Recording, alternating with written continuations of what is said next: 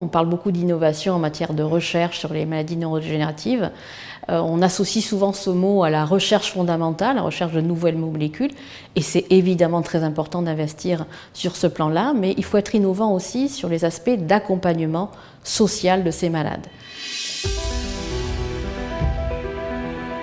Ce qui est intéressant dans ce village, c'est que l'hébergement des malades est conçu de manière drastiquement différente de ce qui se fait habituellement. Là, ce n'est pas le malade qui va s'adapter à l'institution, mais l'institution qui s'adapte complètement à la maladie.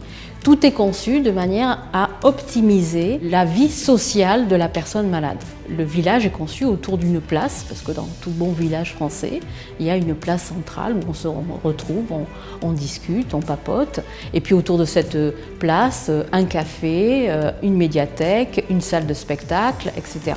Comme dans un village à peu près normal. Non seulement du point de vue architectural, ce village est conçu pour ressembler à un village, mais les personnes qui seront amenées à interagir au sein de ce village seront soit du personnel soignant, soit des bénévoles qui, bien sûr, vont être complètement familiarisés avec la maladie et la manière d'interagir avec les personnes. Et par conséquent, s'adapter complètement et imaginer qu'on doit réinventer la manière d'accueillir ces malades, c'est vraiment un projet très intéressant.